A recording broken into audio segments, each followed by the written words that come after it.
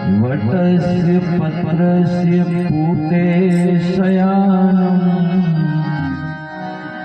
बालं मुकुन्दं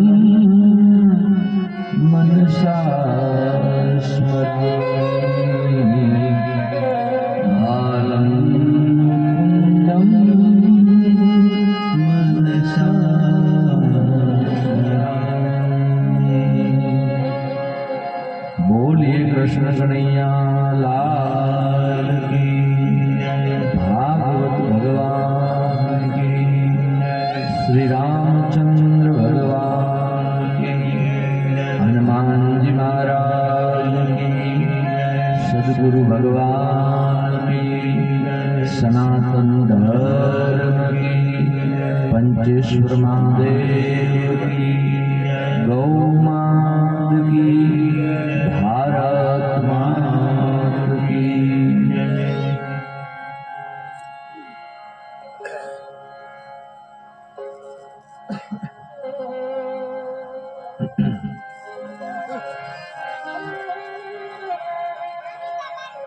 तो बाप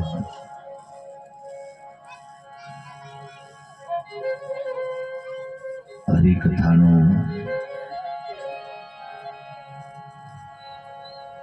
आज चौथो दिवस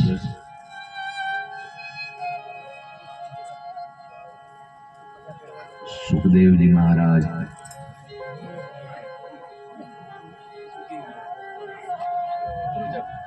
गंगा किनारे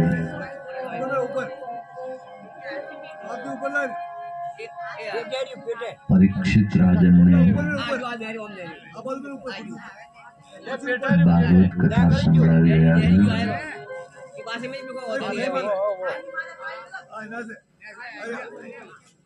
सुंदर गंगाजी नो किनारो है।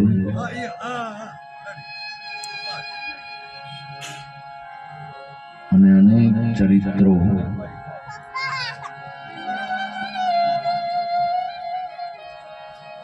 ભાગવતજી માં સંભળાવતા ચતુર્થ સ્કંદમાં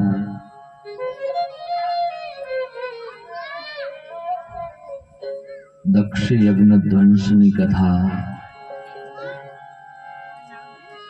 સુખદેવજી મહારાજ પરીક્ષિત રાજનને સંભળાવે છે।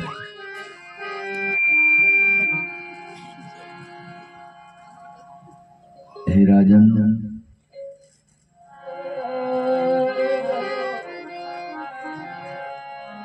ભક્તિ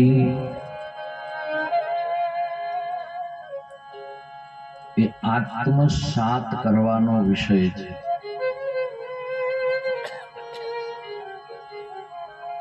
ભક્તિ છે પ્રસિદ્ધિનો વિષય નથી।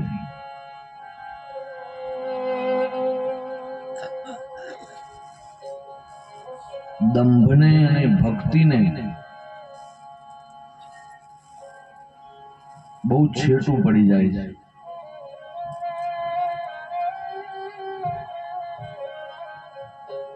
ભક્તિ માર્ગમાં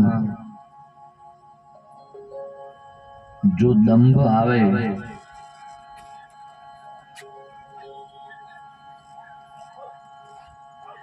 તો જેમ દૂધમાં ખટાશનો છાંટો પડે અને દૂધ ફાટી જાય,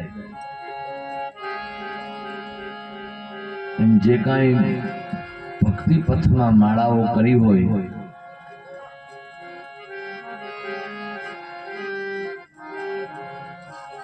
એમ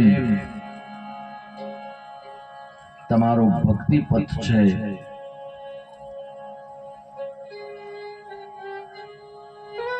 એ ભક્તિ પથ ભૂલાઈ જાય છે।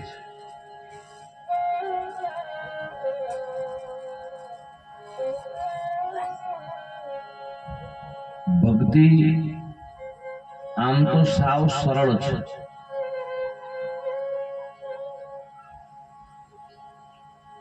પણ એનો રસ્તો ખૂબ કાંટા ભરેલો છે।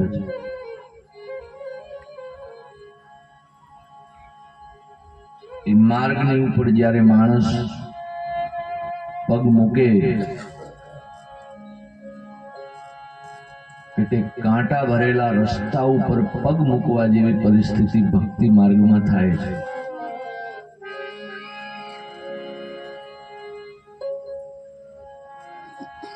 આ જગતના પરમાત્માને પ્રાપ્ત કરનાર ભક્તમાલના જે સંતો થઈ ગયા, એમણે આ દુનિયામાં ભગવાનને મેળવતા મેળવતા ખૂબ વેઠ્યું છે.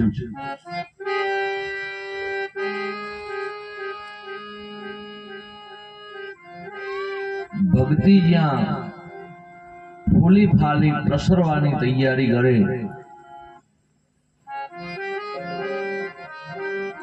ત્યાં એમાં ખૂબ વિઘ્નો આવે છે.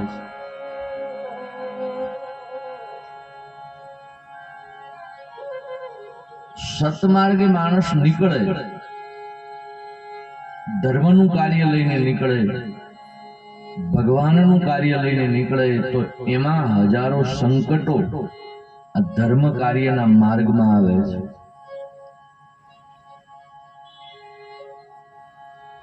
અને એને સહન કરતા કરતા કરતા માણસ આગળ નીકળે.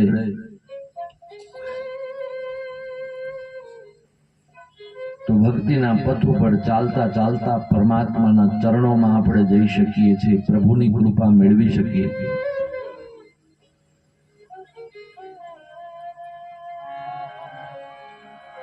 આ જગત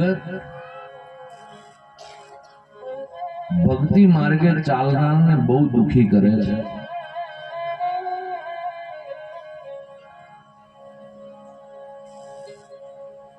અને સ્વજનો સારું જીવવું હોય તો જ મહેનત કરવી પડે.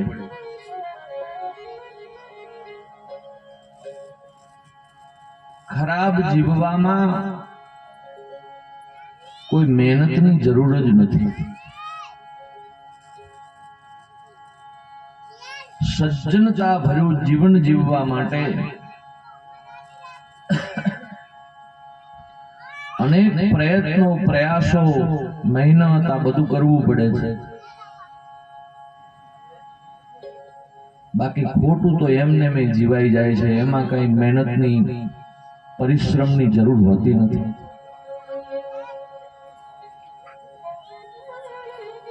કપડાને ધોવા હોય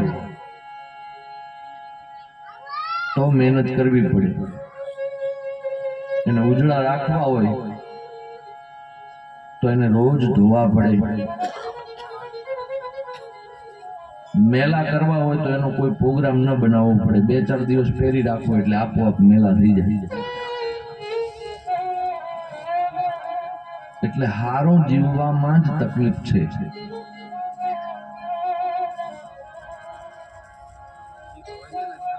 ધર્મનો માર્ગ લઈને જગતમાં નીકળશો, ધર્મનો માર્ગ લઈ અને જ્યારે જગતમાં પરમાત્માનું કાર્ય લઈને નીકળશો,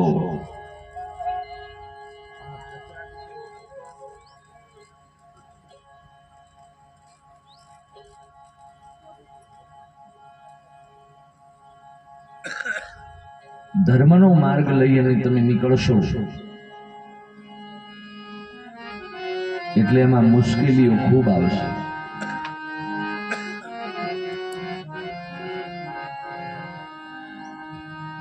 રામચરિત માનસની કથામાં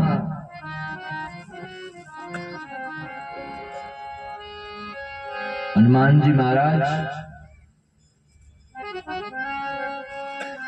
રામ કાર્ય લઈ અને નીકળ્યા. સમુદ્રના કિનારેથી જાનકીજીનો ભાળ મેળવવા માટે 400 ગાઉ જોજન લાંબો દરિયો હનુમાનજી મહારાજ કૂદ્યા છે.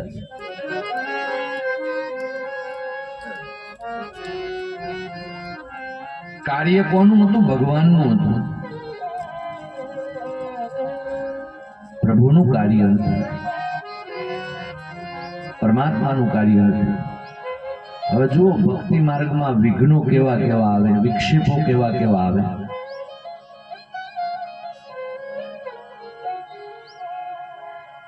બધા વાનરોએ ભેગા થઈને કહ્યું,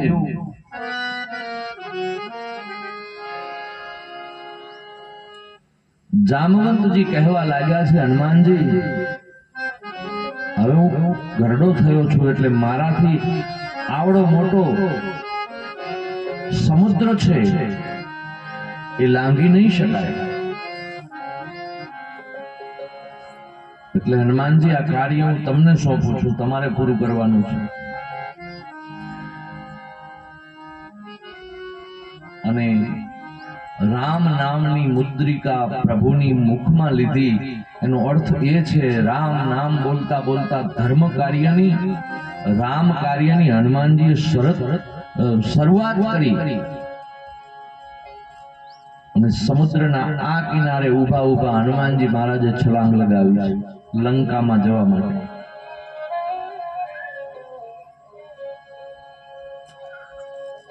છલાંગ લગાવી અને સમુદ્ર ઉપર થઈને જ્યારે હનુમાનજી પસાર થતા હતા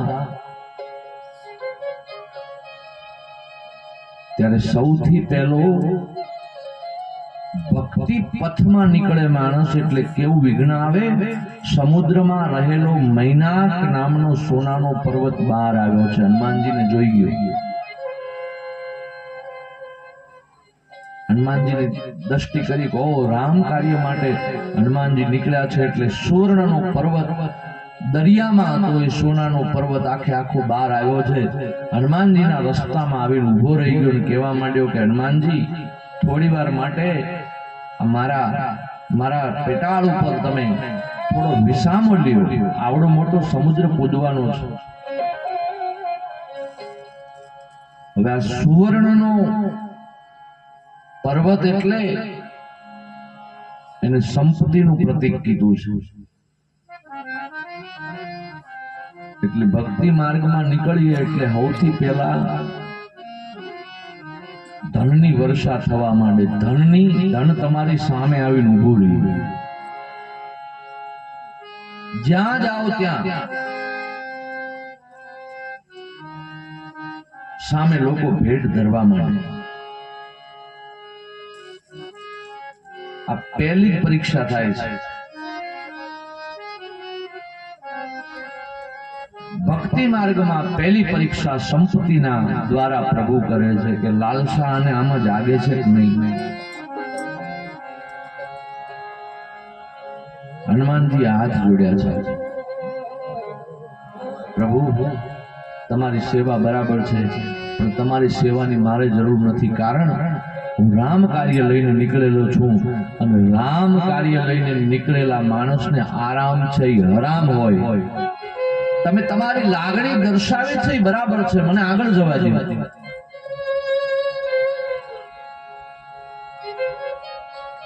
આજે આપણે જાણીએ છીએ અને જોઈએ છીએ, નજરની સામે કેટલી જગ્યાઓ જોઈએ છીએ. સાધુ બની જાય, મઠ બાંધે, આશ્રમ બાંધે અને ત્યાં પહેલી જ સંપત્તિ આવવા માંડે છે. લોકો કોથળે કોથળા ભરીને નાખી જાય અને ઈ પગથિયામાં જ કેટલાય જીવ એવા ફસાઈ જાય છે કે ત્યાંથી પછી આગળ ડગલું જ નથી ભરી શકતા. એમાં ને એમાં રમે જાય. ધન સુખ વૈભવમાં ભક્તિ માર્ગ છે એ બાજુ ઉપર પડ્યો રહે છે અને ભોગવવામાં ને ભોગવવામાં આખું જ આખું પૂરું થઈ જાય છે. હનુમાનજી બાજુ ઉપર કર્યા, આગળ નીકળ્યા. સિંહિકા નામની રાક્ષસી આવી છે. રામચરિત માનસની કથા એવું કહે છે. સિંહિકા હનુમાનજીને કહેવા લાગી છે, હે હનુમાનજી, મને કેટલાય દિવસથી ખોરાક મળ્યો નથી એટલે હું તને ખાઈ જવાની છું. આજ કેટલા દિવસે મને મારો શિકાર મળ્યો છે, હું તને જવા નહીં દઉં, હું તને ખાઈ જઈશ.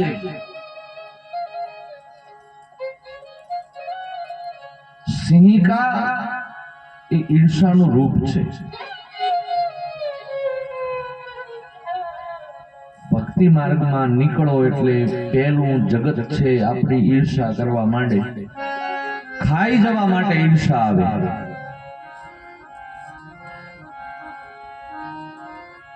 અને ઈર્ષા કરતા જગતને જો જવાબ દેવામાં તમારો સમય તમે વિતાવી દો તો તમારો ભક્તિ પથ છે, માર્ગ છે એ ભૂલાઈ જાય છે. એ રસ્તો એમને એમ પડ્યો રહે, પછી જગતની હાથે આખો દિવસ લડતા હોય.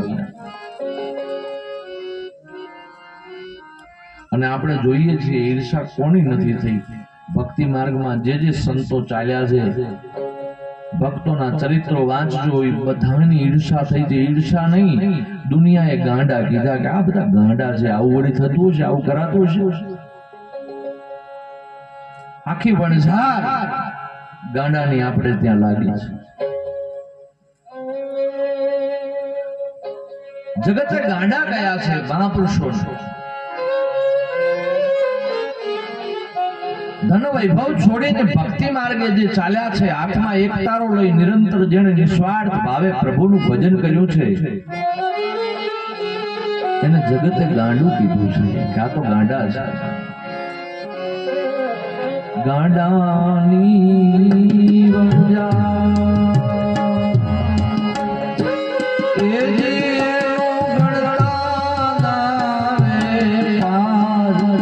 જોજો તમે ગાંડાની વણજારજી, ગાંડાની વણજાર એનો ગણતા ન આવે પાર.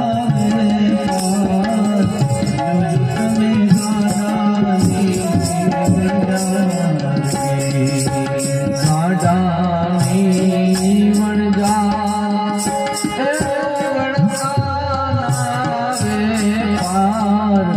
જોજો તમે ગાંડાની વણજારજી, ગાંડાની વણજાર એનો ગણતા આવે પાર. જોજો તમે ગાંડાની વણજારજી.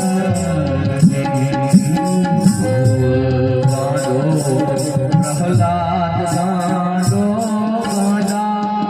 સબરી નારજી, પ્રહલાદ ગાંડો ગાંડા સબરી નારજી. પ્રહલાદ ગાંડો ગાંડા સબરી નારજી.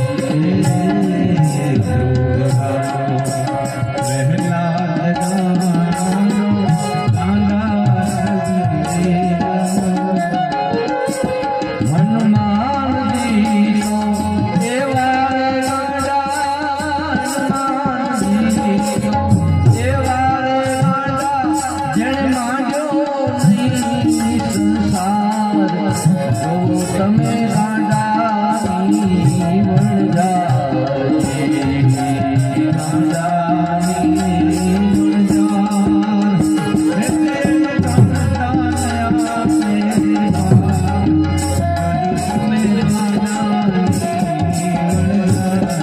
જોજો તમે ગાંડાની વણજાર. બીજી ભક્તિ માર્ગમાં વિઘ્ન આવે છે ઈર્ષા. આ જગત ઈર્ષા બહુ કરવા માંડે આપણે, અને ઈર્ષા સાંભળીને ભક્તિ પથનો માર્ગ જો આપણે મૂકી દઈએ તો પણ આપણો ભક્તિનો રસ્તો તૂટી જાય છે. હનુમાનજીએ યુક્તિ કરી છે ઈર્ષાની સામે, સિંહિકાની સામે. હનુમાનજી કહે છે કે તમારે ખાવું હોય તો મહેનત મને મારવાની ક્યાં કરવાની જરૂર છે, તમે જાતે જ મોઢું ખોલો, હું આપોઆપ તમારા મુખમાં આવી જવા તૈયાર છું. અને પછી હનુમાનજી વિરાટ સ્વરૂપ ધારણ કરે છે. સિંહિકા પોતાનું મુખ ફેલાવે છે અને પછી અચાનક સૂક્ષ્મ સ્વરૂપ ધારણ કરી અને હનુમાનજી મહારાજ સિંહિકાના પેટમાં આંટો મારીને પાછા આવી જાય છે. ભૂખ સંતોષાઈ જાય છે. ઈર્ષાળુના અહમને તમે પોષી દો,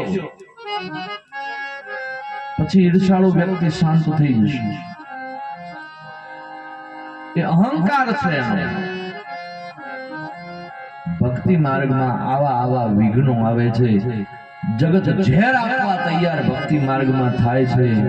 લોકો મેણા બોલે છે, જગત ગાંડું કીએ છે. આ પંથ સરળ નથી. અને ભક્તિ છે એ તો પ્રસિદ્ધિનો વિષય નથી, દેખાડાનો વિષય નથી. કોઈને બતાવવું કે હું ભક્તિ કરું છું, જગતને બતાવવું હું ભક્તિ કરું છું, તો એ વિષય ખોટો છે. એ તો દંભ છે આ જગતનો. અને કલિયુગનો ગુણ છે. દંભી લોકો તો ગમે ત્યાં પૂજાવાના છે.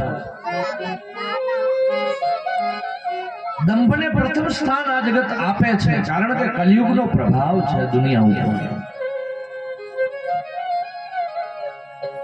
આપણે ભક્તિના દેખાડા બહુ કરીએ છીએ, ભક્તિ ઓછી કરીએ. દેખાડો કરવાનો સ્વભાવ આ જીવનો છે. જ્યાં સુધી દેખાડો ન કરીએ ત્યાં સુધી તો આપણને જંપ ન વળે. એક ડોસી હતા ને, હોનાનું કડું બનાવ્યું, મોંઘવારીનો ભાવ, એકલા રહેતા હતા ગામના પાદરમાં નાનકડી ઝૂંપડી, અને હોનાનું કડું બનાવ્યું. ગામમાં હોનાનું કડું પહેરીને ફર્યા, પણ કોઈએ પૂછ્યું નહીં કે આ કડું તમે ક્યારે બનાવ્યું, આટલો હોનાનો ભાવ છે. કોઈ પૂછ્યું નહીં, એટલે ઝૂંપડીમાં આવીને દુખી થઈ ગયા કે આ કડું બનાવ્યું, પહેર્યું, પણ કોઈ પૂછતું નથી. તો આ પહેરવાનો મતલબ શું? દુનિયાને દેખાડવા માટે તો આપણે ખર્ચો કર્યો. અને પછી કંટાળ્યા એટલે ઝૂંપડી હળગાવી દીધી, ઘર હળગાવી દીધું. આગ લાગીને ધુમાડાના ગોટા નીકળવા માંડ્યા. ગામના બધા દોડીને આવ્યા, આગને ઓલવવા માંડ્યા છે. આગ ઓલવતા હતા, અને એ વખતે એક બેન છે, એ ચાલતા ડોશીમા પાસે ગયા અને વાત કરવા માંડ્યા કે માં, ખરેખર ખોટું થયું, આ તમારી ઝૂંપડીમાં આગ લાગી, ઘર વખરી બધી બળી ગઈ. વાત કરતા બેનની નજર કડા ઉપર પડી. એટલે પેલા બેને પૂછ્યું કે હો માં, એ તો બધું ઠીક છે, પણ તમે આ કડું ક્યારે બનાવ્યું? માં કે 5 મિનિટ પહેલા તું જો આવીને પૂછી ગઈ હોત ને તો હું આ ઝૂંપડી ન હળગાવ. આપણા હાથના કડા દેખાડવા માટે આપણે આપણા પોતાના ઘર છે સળગાવી દઈએ છીએ. ભક્તિ પ્રસિદ્ધિનો વિષય નથી. ભક્તિ આવ્યા પછી અમારે ગંગા સતીને પાનબાઈ શું કહે છે? ભક્તિ કરવી શાંત થઈ મેળવું અંતરનું અભિમાન.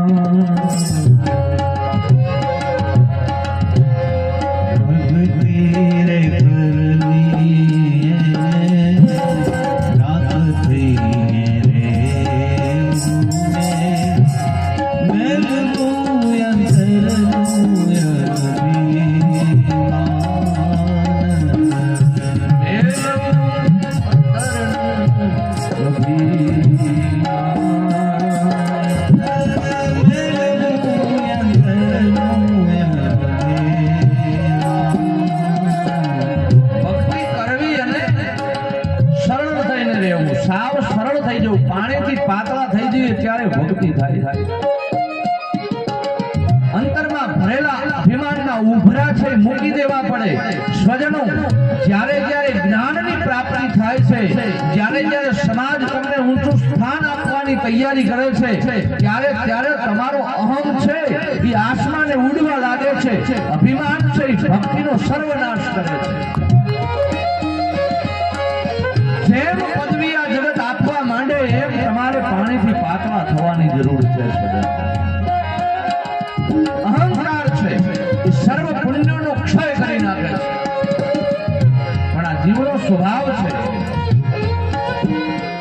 જેમ માણસ જ્ઞાની બને એમ મૌન થવું જોઈએ, પણ જેમ માણસ જ્ઞાની બને એમ બોલકણો થાય છે અને વધારે બોલ કરતો હોય, અતિશય જ્ઞાન પીરસતો હોય તો સ્વજનો એને કહી દેજો એ જ્ઞાની નથી, સૌથી મોટો એ અજ્ઞાની છે. કારણ ઘડો અધૂરો હોય એ છલકાય છે, પૂરા ઘડામાંથી કોઈ દિવસ પાણીનું ટીપું બહાર ન નીકળે. અધૂરો ઘડો છલકાય, પૂરા ઘડામાંથી જળ છે એ બહાર ન નીકળે. જ્યારે ભક્તિની પ્રાપ્તિ થાય ને સિદ્ધિ આવે એટલે માણસ શાંત બને, મૌન થઈ જાય. ખીચડી ચૂલાની ઉપર ચડાવવામાં આવે અને પછી જ્યાં સુધી કાચી હોય ખીચડી ત્યાં સુધી ખદબદે છે. ખીચડી ચડી ગયા પછી શાંત થઈ જાય છે, પછી નહીં હલે. ગંગા સતી પાનબાઈ શું કહે છે? એક વખત ભજનની ભક્તિની તમારા જીવનમાં પ્રાપ્તિ થઈ ગઈ પછી મેળાને મંડપ તમારે એ કરવાની પાનબા એકાંતે કરવો અભ્યાસ.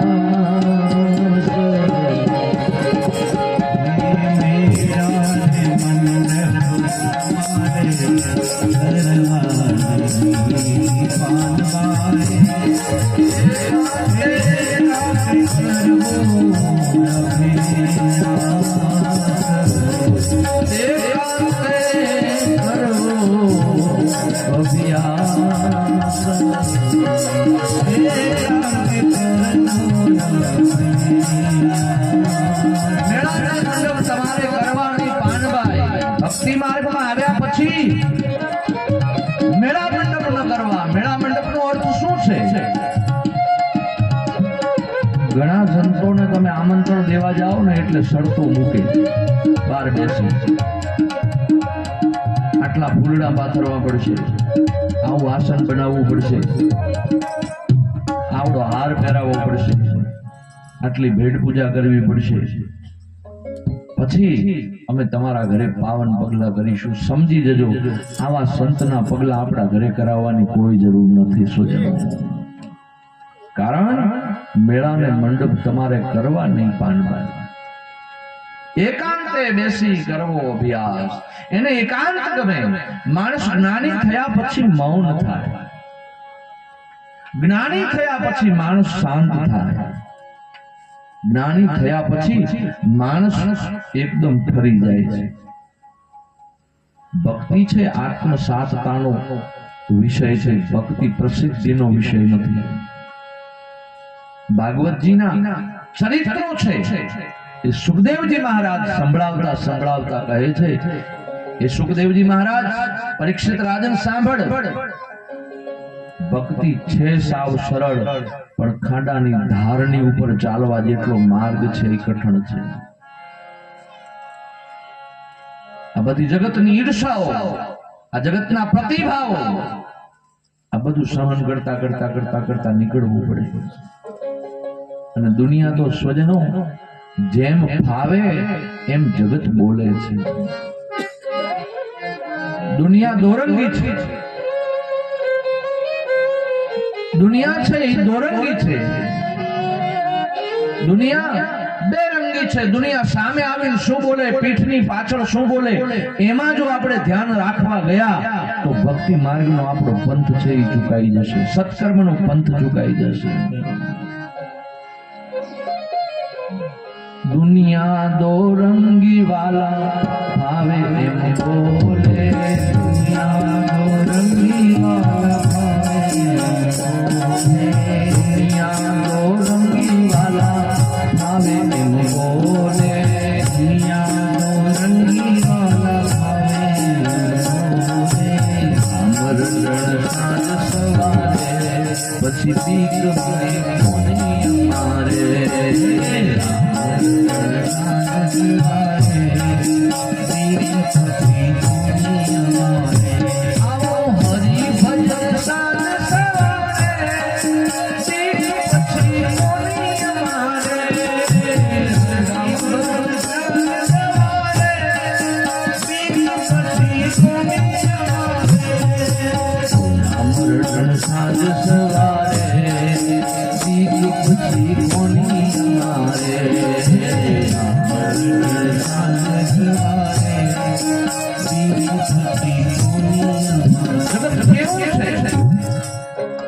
દુનિયામાં તમે સીધી નજર રાખીને ચાલશો, ઊંચી નજર રાખીને ચાલશો તો દુનિયા એમ કહેશે કે જુઓ હવે અભિમાન આવી ગયું છે, કાંઈ હતું નહીં, થોડાક પૈસા આવ્યા એટલે કોઈના સામું જોતા નથી, નીચું તાકતા નથી, કોઈના સામે દ્રષ્ટિ કરતા નથી, ઊંચું માથું રાખીને ફર્યા કરે છે. આ પાછું આપણે સાંભળીએ એટલે આપણને એમ થાય કે દુનિયા આવું કહેશે તો આપણે કાલથી નીચું જોઈને હેડવું છે. અને જ્યાં બીજા દિવસે તમે નીચું જોઈને ચાલવાનો પ્રયત્ન કરશો એટલે જગત કહે છે કે જો હવે નીચું જોવાનો વારો આવ્યો. અને નીચું જોઈને ચાલીને સાંભળ્યું કંટાળીને પછી બે આંખો ફોડી નાખશો તો આખરે તો દુનિયા એમ કહે છે કે હવે કરેલા કર્મના બદલા ભોગવે છે. આ જગતને આપણે જવાબ આપી શકતા નથી. સૂર્ય જેણે જેણે ભક્તિ માર્ગ પકડ્યો છે એણે જગતથી વિમુખ થઈ અને ચાલ્યો છે, દુનિયાથી વિમુખ થઈ અને ભક્તિ માર્ગે ચાલનારો માણસ ચાલ્યો છે.